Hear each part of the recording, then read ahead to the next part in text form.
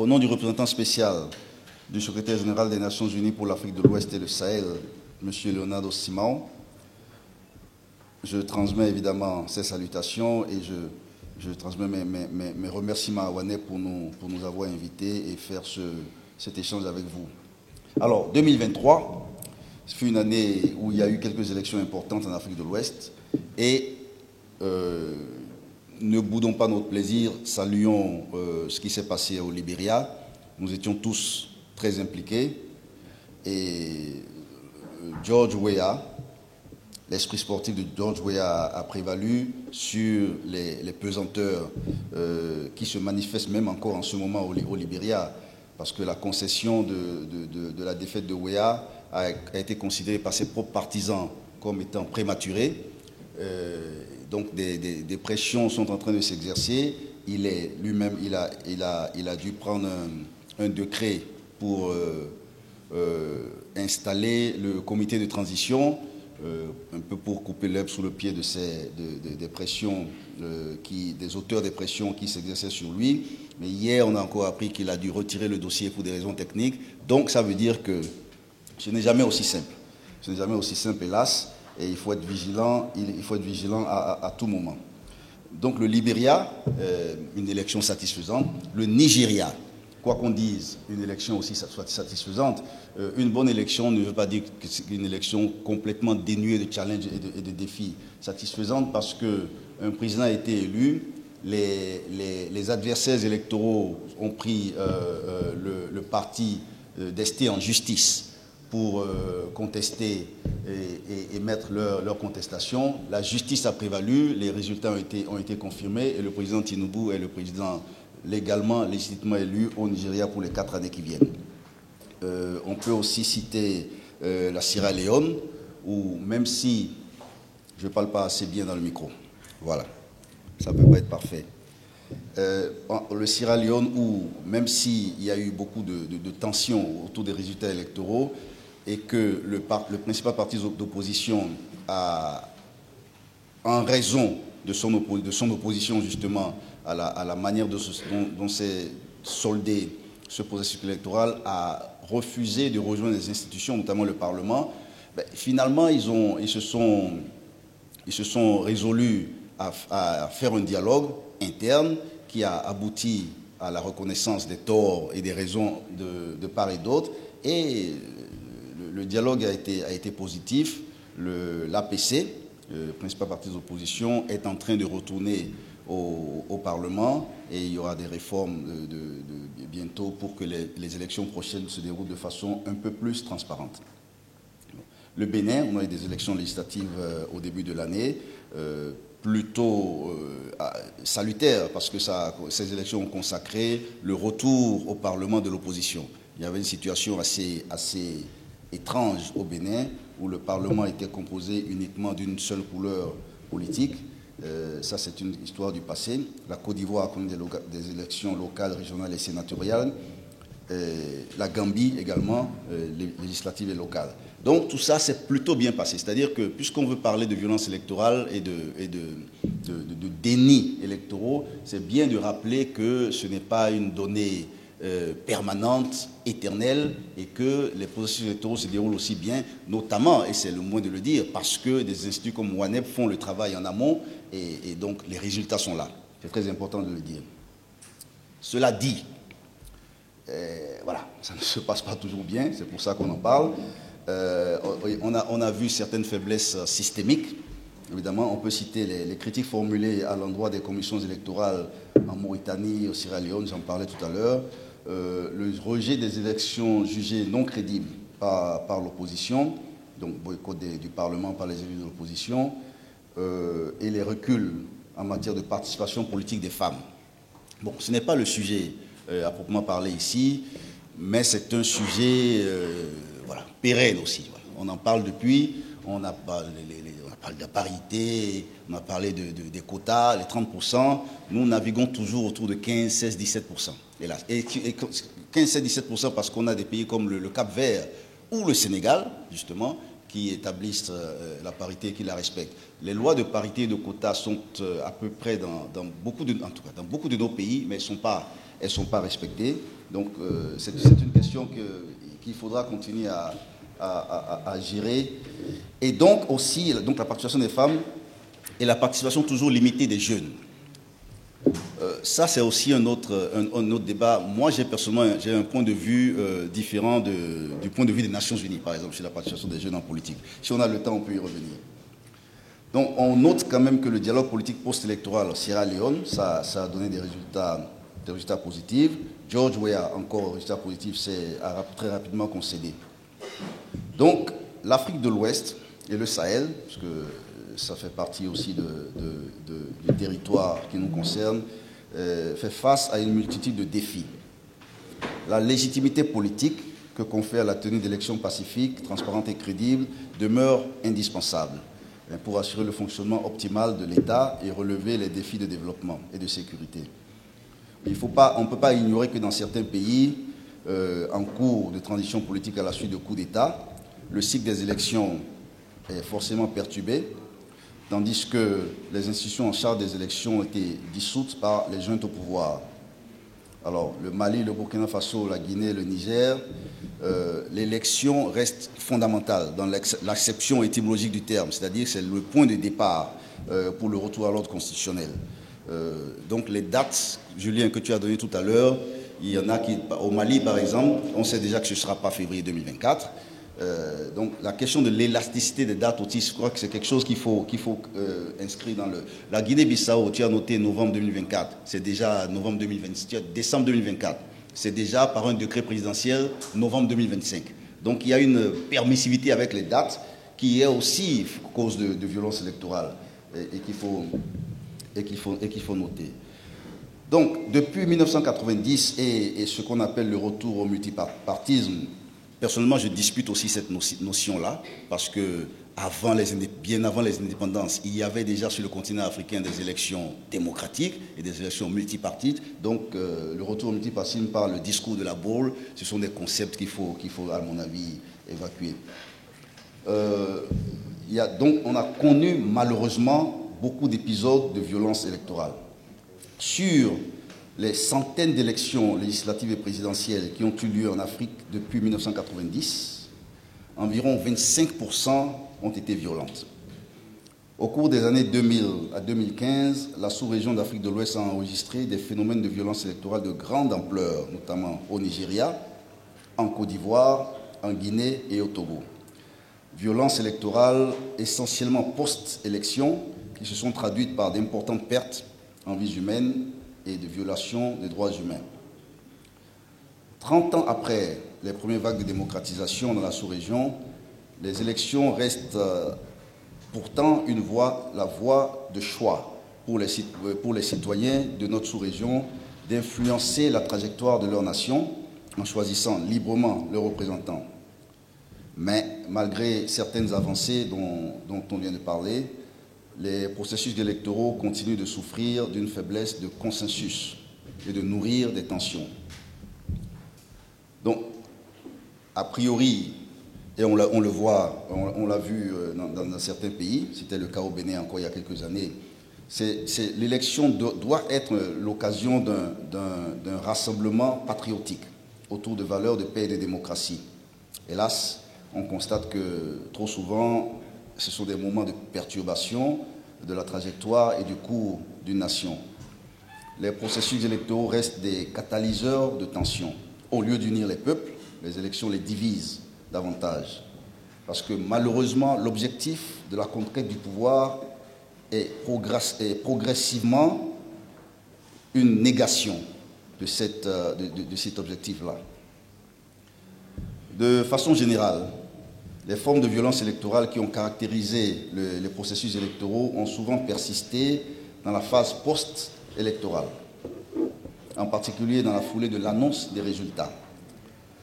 L'expérience nous a appris que les violences électorales se produisent également avant et pendant les élections. Des affrontements, parfois mortels, hélas, entre supporters de candidats, des campagnes de dénigrement d'un candidat sur les réseaux sociaux, sur des lignes ethniques ou tribales. Les attaques contre le personnel électoral, les destructions de matériel électoral, ce sont autant de formules les plus communes de violence électorale. Les causes de la violence électorale vont souvent au-delà de la conduite des élections elles-mêmes. Évidemment, il y a une multitude de facteurs, qu'ils soient historiques, politiques, institutionnels, économiques, démographiques ou sociaux, qui peuvent influencer sur la probabilité qu'une élection donnée soit marquée ou non par la violence. Dans notre sous-région, les enjeux des élections restent élevés dans un contexte de compétition pour ce qui est en in fine la captation du pouvoir et l'accès aux ressources de l'État. Les élections sont souvent l'occasion d'une polarisation grandissante de l'espace politique, ce qui en soi n'a rien d'exceptionnel, puisque les élections sont par essence des moments de tension, c'est des moments de contradiction, des moments d'opposition, de compétition. Ce n'est pas un problème a priori si de façon intrinsèque les élections sont des moments de tension. Ce que nous voulons éviter, tous ici dans cette salle et ailleurs, c'est que ces moments de tension deviennent des moments de violence. C'est ce que nous voulons éviter. Qu'il y ait de la compétition et de l'opposition, à la limite, c'est la santé de l'esprit. Ce n'est pas un problème en soi. Et surtout, il y a une question essentielle que nous ne creusons pas assez. Les sociétés sont différentes. Nous parlons de l'Afrique de l'Ouest et du Sahel. On ne peut pas utiliser forcément des principes universels. Le contexte où nous sommes, où malheureusement, comme on dit en anglais, the winners take all, c'est vraiment une anomalie dans nos contextes ici, parce qu'on voit bien que les partis politiques, les coalitions, les formations, dans beaucoup de pays, le Sénégal est l'exemple contraire, mais dans beaucoup de nos pays, elles sont formées, elles sont constituées sur des lignes ethniques ou géographiques ou régionales.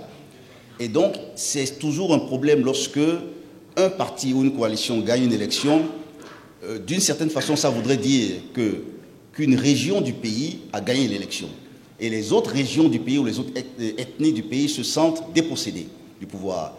Il ne peut pas y avoir un contexte, on ne peut pas continuer avec ce contexte de winner takes all parce que ça dépossède d'autres. Il faut absolument que les élections puissent, enfin absolument, moi je vous parle de façon un peu personnelle, que les élections puissent arriver à des consensus d'une certaine façon. Le résultat de l'élection devrait quand même être un consensus où, lorsque j'ai perdu l'élection, je n'ai pas tout perdu. Il y a des formules, il faut absolument qu'on puisse travailler sur ces formules-là. Alors, les causes immédiates de violence électorale. La violence puise ses racines dans la méfiance des acteurs quant à la crédibilité du processus électoral. D'une part, les organismes de gestion des élections, perçus souvent comme non indépendants du pouvoir politique, peinent à générer la confiance nécessaire dans leur capacité à mener des processus électoraux transparents. Et lorsque l'intégrité d'un processus électoral est remise en question, le processus lui-même est source de tension et potentiellement de violence électorale. D'une part, dans de nombreux pays, les réformes électorales sont souvent menées en l'absence de consensus et constituent à ce titre un terrain fertile pour l'émergence de violences électorales. Les velléités de certains présidents en exercice de conserver le pouvoir au-delà des termes présidentiels par la manipulation et le truchement de réformes constitutionnelles opportunes, contestées, controversées, sont parmi les principales raisons de la survenance de violences électorales. Par ailleurs, les segments les plus marginalisés de nos sociétés, particulièrement les cohortes de jeunes, sont très souvent manipulés par les partis politiques et les candidats dans le contexte des élections. Une portion non négligeable des violences électorales sont le fruit d'une jeunesse désabusée, non éduquée et aisément manipulable. Alors, je me permets de faire une digression ici encore pour revenir sur la question de l'engagement des jeunes en politique. Au niveau des Nations Unies, le Conseil de sécurité a pris une résolution il y a quelques années, la 2250, investiguée sur des lignes ethniques et tribales, ont été le fait d'entrepreneurs politiques à des fins partisanes et politiciennes. C'est toujours des manipulations. Les sociétés ont eu l'habitude, à travers les siècles, de vivre entre elles, et avec des mécanismes de résolution de conflits, on n'apprend rien à personne. lorsqu'on nous dit que les élections ont entraîné des violences ethniques parce que cette ethnie n'aimerait pas une autre, il faut voir qu'à la réalité, ce sont les manipulations politiques qui les amènent à aller les uns contre les autres, ou les unes contre les autres en ce qui concerne les ethnies. Il est important de rappeler que la manipulation de l'ethnie et de la dimension ethnique est dangereuse dans un contexte électoral quand elle est porteuse de germes de division et un puissant catalyseur de violence. Le bureau de l'ONU, l'UNOWAS, consacre une grande partie de ses efforts en matière de bons offices au soutien des autorités et des acteurs nationaux pour qu'ils mettent tout en œuvre pour favoriser l'organisation de scrutins pacifiques, transparents et inclusifs. Les différentes missions de bons offices entreprises par le représentant spécial de l'UNOWAS, avant, pendant et après la tenue des élections, ainsi que le soutien fourni à l'organisation des forums des parties prenantes et l'engagement des candidats encadrés par un accord pour des élections pacifiques, notamment, on l'a fait cette année au Nigeria, au Libéria et en Sierra Leone, se sont inscrits dans le cadre du mandat de l'UNOWAS en faveur de la consolidation de la paix et la démocratie dans les pays de la sous-région. En 2023, notre représentant spécial actuel, Leonardo Simão, a effectué une série de missions de bons offices dans les pays organisant des élections, évidemment en collaboration avec la CEDEAO, pour encourager les parties prenantes à œuvrer pour des élections pacifiques et inclusives, tout en rappelant la nécessité de résoudre les différends à travers des moyens pacifiques et légaux et de saisir l'opportunité de ces élections pour consolider la paix et la démocratie. Le cas du Libéria est à noter ici. Alors, là, nous sommes à la fin de l'année 2023 et cela coïncide avec la conclusion d'un cycle d'élections dans notre sous-région. L'année 2024 aussi aura son lot d'élections. Julien nous a montré un tableau tout à l'heure. Il y a le Sénégal, évidemment, où nous sommes. Nous tenons aujourd'hui cette réunion. Le 25 février prochain, dans un contexte où le président sortant, ce sera la première fois, ne se représentera pas à l'élection. C'est la première fois depuis les indépendances. Donc c'est un contexte assez spécial. Je ne parle même pas du contexte électoral en lui-même, du processus, parce que là aussi nous devons faire preuve de vigilance pour un objectif très simple, que le Sénégal conserve la place qui est la sienne en tant que phare de la stabilité politique dans la région. Le Ghana organisera lui aussi d'importantes élections générales en décembre 2024.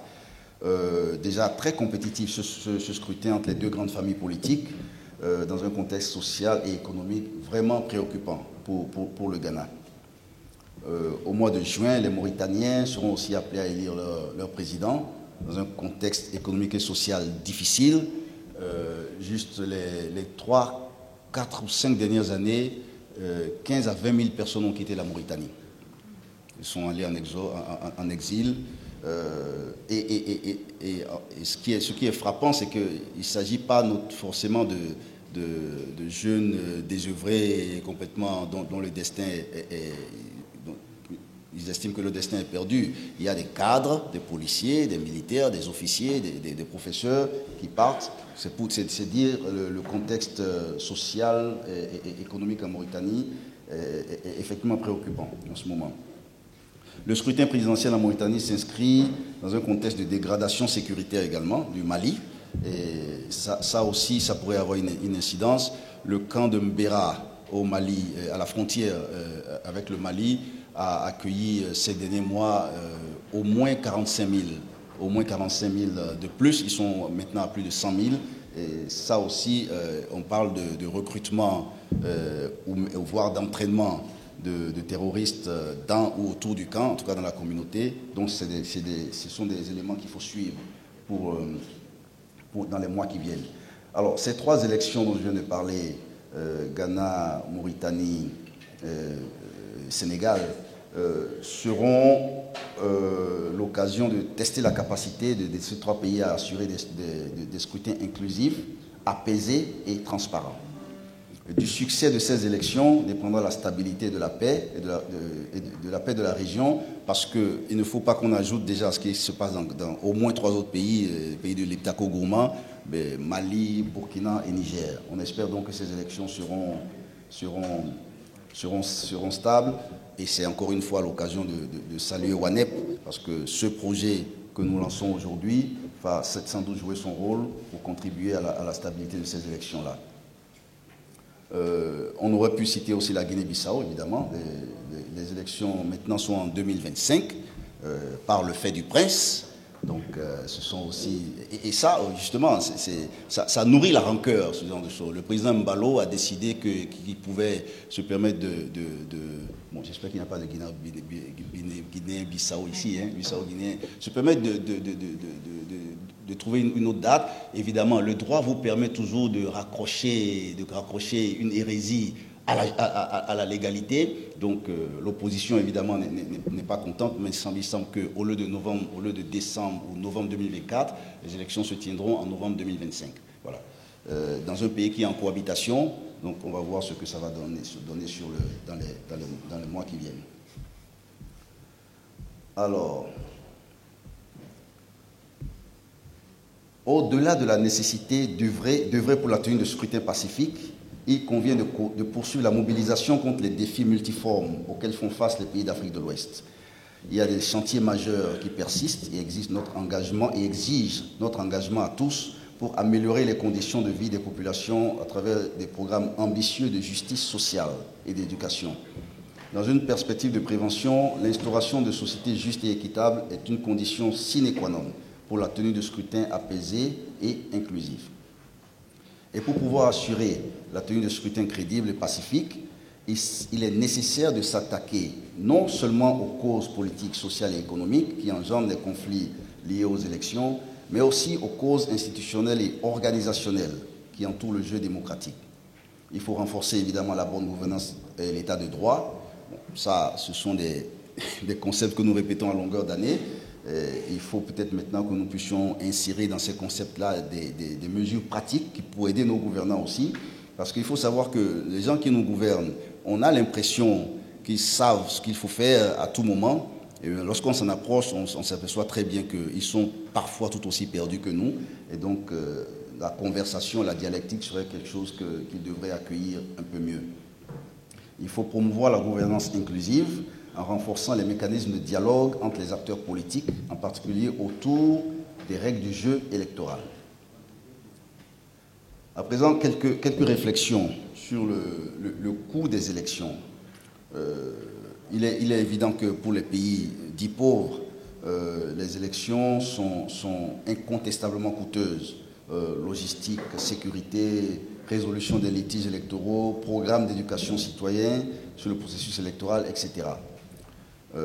Divers acteurs politiques de différents pays soutiennent régulièrement que les coûts exorbitants pour l'organisation des élections mettent à mal la mise en œuvre d'autres priorités en matière de dépenses publiques. Certes, les élections devenues de plus en plus complexes posent d'immenses défis logistiques et financiers.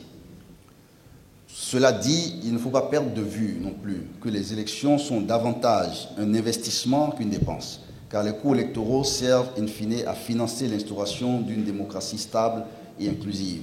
Comme disait tout à l'heure Giovanni de l'Union européenne, si on ne veut pas de violence, il ne faut pas faire d'élection. C'est-à-dire que si on ne veut pas de tension, il ne faut pas faire d'élection. Il y aura toujours une tension d'une façon ou d'une autre, mais évidemment, il faut pouvoir la dépasser. Bien entendu, la tenue d'élections régulières, libres et équitables ne constitue pas la seule composante d'une démocratie. La promotion des libertés fondamentales et des droits humains, de l'état de droit et la participation active des citoyens à la vie politique et civique doivent également faire l'objet d'une attention financière des États. Il est par ailleurs important, dans un souci d'appropriation des élections, que les États puissent eux-mêmes assurer le financement de leurs élections sur leurs propres deniers. Cela passe nécessairement par l'octroi des ressources financières nécessaires aux organes des élections qui sont légalement mandatés pour administrer ces élections. Aborder la question du coût des élections, c'est aussi évoquer le financement des campagnes électorales dans la sous-région. On voit encore trop souvent des asymétries entre les candidats, en l'absence de cadre législatif approprié. Cette situation favorise souvent les candidats des partis au pouvoir qui disposent des ressources de l'État au détriment des autres candidats. Et ça, encore une fois, ça nourrit la rancœur et la frustration. Alors, je vais conclure, parce que je n'ai pas toute la journée qui est réservée pour moi seul. Les processus électoraux sont des processus perfectibles, évidemment. Bien qu'imparfaites et insuffisantes, les élections restent toutefois une avenue indispensable pour assurer l'alternance régulière du pouvoir et consolider la démocratie. C'est Lévinas qui le disait aussi, en assurant cette réalité, nous ne sauvegardons pas seulement l'intégrité de la démocratie, nous construisons aussi un avenir pacifique pour nos sociétés. Donc les élections sont indispensables. Donc c'est pour ça que, personnellement et au nom de l'UNOAS, nous pensons que le lancement par WANEP de l'initiative tendant à l'atténuation des facteurs de violence électorale est non seulement opportun, mais également nécessaire, voire indispensable pour prévenir l'émergence des violences électorales. La compréhension des facteurs de risque de tension et violence électorale est essentielle pour identifier les élections qui nécessitent une attention et un soutien accru, et cela peut contribuer à informer notre travail et celui de tous les acteurs qui, comme nous, se consacrent à la prévention des conflits et la pérennisation de la paix dans notre sous-région d'Afrique de l'Ouest et du Sahel. Je vous remercie pour votre attention. Disons, de diviser. Et que le contexte de le gagnant prend tout et le perdant, disons, voilà, perd tout et craque des dents sur tout le mandat, est aussi un élément qui est là, avec des instabilités des dates ou des périodes, mais dans un contexte aussi où il y a une grosse proportion de jeunes manipulables, parce que c'est comme perfectible.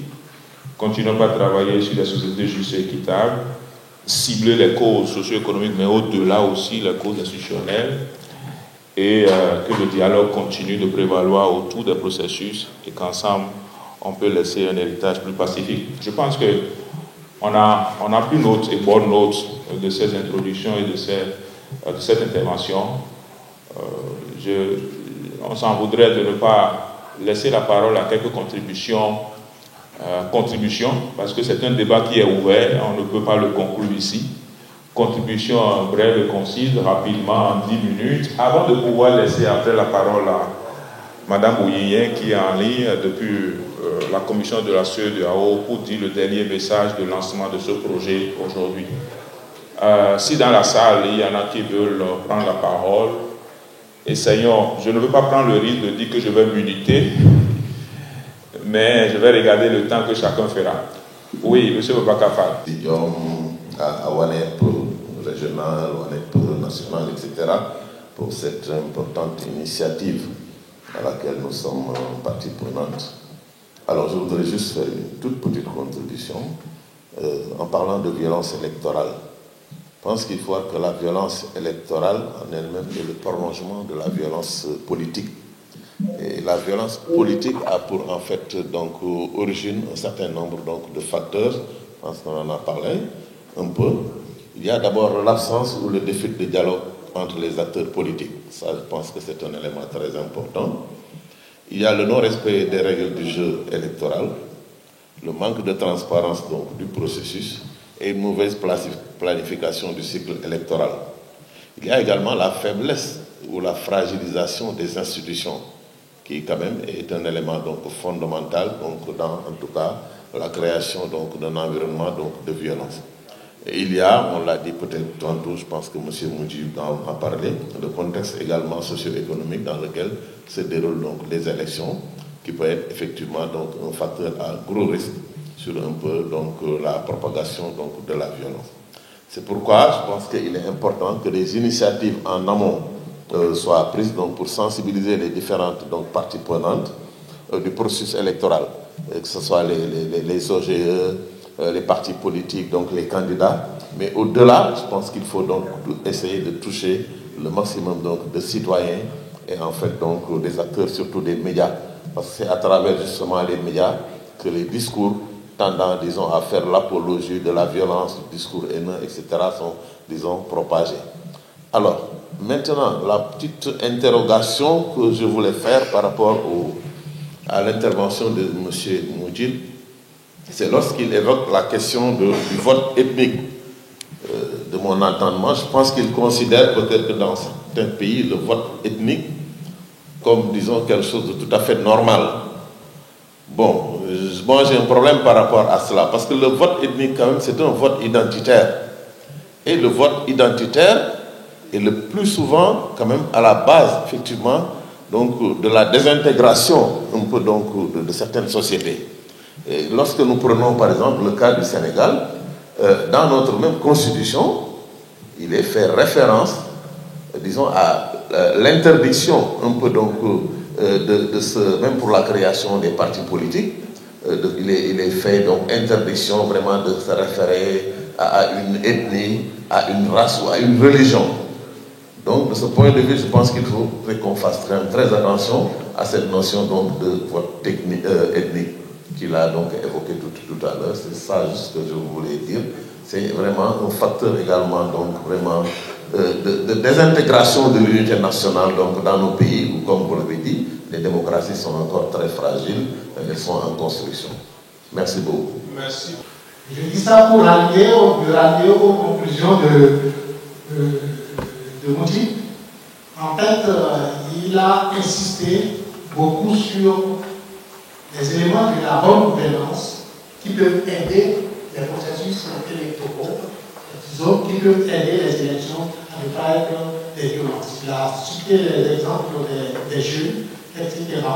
Donc, l'une des recommandations fortes que je pourrais peut-être suggérer, c'est qu'il faut introduire dans le curriculum, même de l'éducation à la base, les cellules familiales déjà, comme les élections des gens doivent voir ça comme plus normal.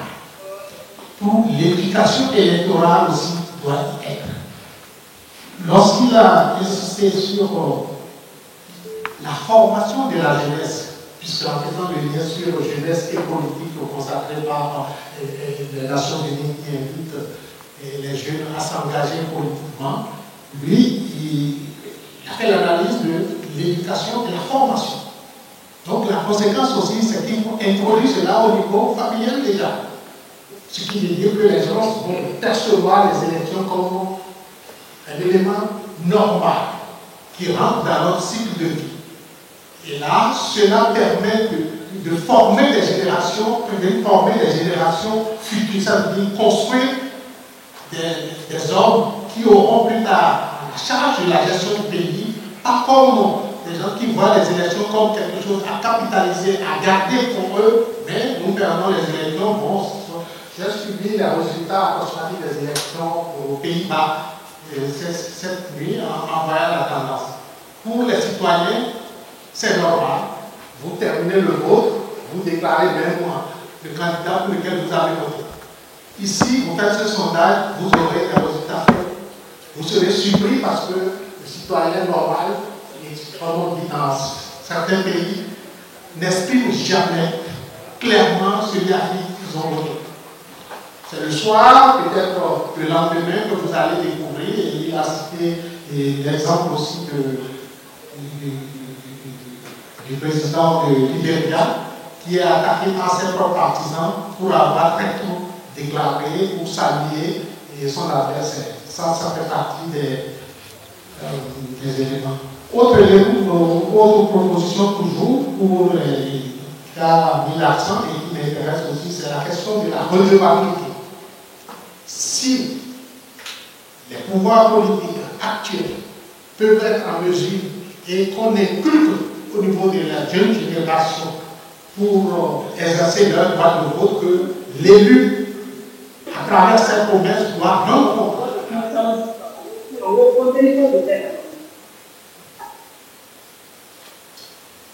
ok, soit à mi-parcours, cela aidera peut-être à mieux organiser les mécanismes de gestion des élections plus tard, et les élections ne seront plus souvent synonymes de violence ou de crise que nous obtenons toujours pendant la période post-électorale. Il y a quelques petits éléments donc pour gagner le temps. Je voudrais arrêter à ce niveau en tout féliciter le RF pour ces initiatives.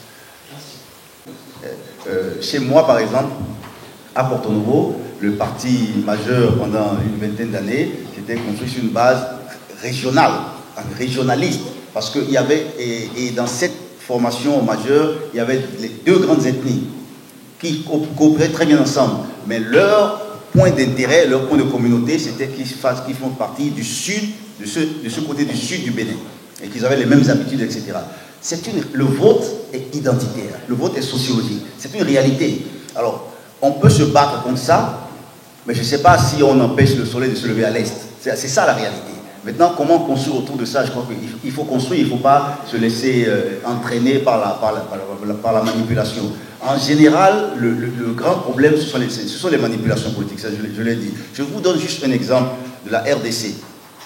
Immense pays, 1 500 000 km², convoité de toutes parts, pillé de toutes parts, et qui, malgré tout, malgré les rébellions ici et là, dans les années 60, est resté ensemble. Il y a sans doute plusieurs raisons. Il y a un sentiment d'unité nationale, surtout le 1 500 000 km², mais il y a aussi le fait que tous les dirigeants, qu'ils aient été dictateurs ou légitimement élus, se sont toujours arrangés pour que, au soir dans les semaines qui suivent les élections, vous remarquerez par exemple qu'en RDC, il leur prend parfois 3 mois pour former un gouvernement.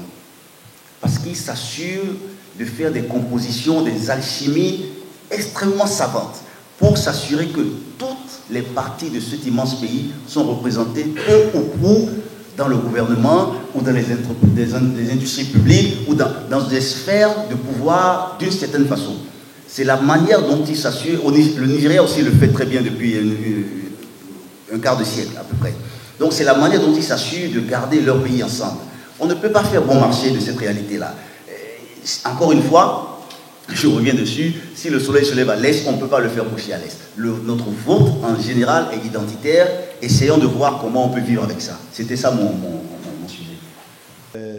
Je suis honoré d'être ici, au nom de l'ambassadeur de l'Union européenne, d'être ici pour ce lancement. Comme le coordinateur du projet disait, c'est la deuxième phase d'un projet important que nous avons décidé de soutenir. Donc, les EMAM, à partir de 2018, je me souviens, j'étais à Bruxelles quand on parlait de ce projet-là. Je voyais venir l'importance, et c'est un plaisir aussi d'être là pour vérifier et participer au lancement de la deuxième phase. Évidemment, s'il y a une deuxième phase, ça signifie que la première a été un succès. Bien évidemment, il y a des leçons apprises, des bonnes pratiques, des choses qu'on a pensé de faire, qu'on peut faire différemment et mieux. Donc ça, c'est pour ça qu'on commence dans la continuité, pour amplifier l'expérience. On a déjà commencé dans le deuxième semestre, comme M. Julien Ossou mentionnait.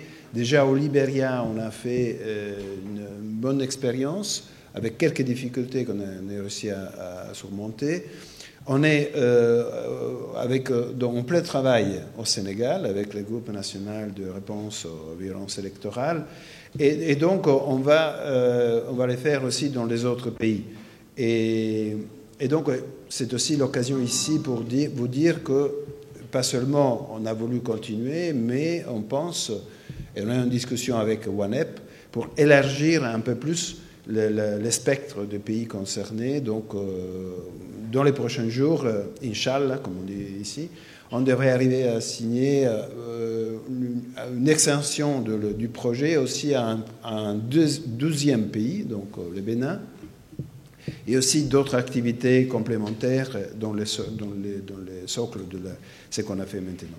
Donc, le contexte dans la région ouest-africaine, vous le connaissez, c'est un contexte difficile, d'insécurité croissante, et même on met en discussion les élections, les processus électoraux. Mais on les met en discussion, la solution facile est de dire, bon, on ne les fait plus, Bon, quelqu'un pourrait dire, s'il n'y a pas d'élection, il n'y aura pas de violence électorale. C'est trop simple. Plutôt, c'est l'effet qu'on met en discussion les élections parce qu'on veut des meilleures élections, plus transparentes, paisibles et correctes, et donc et moins violentes.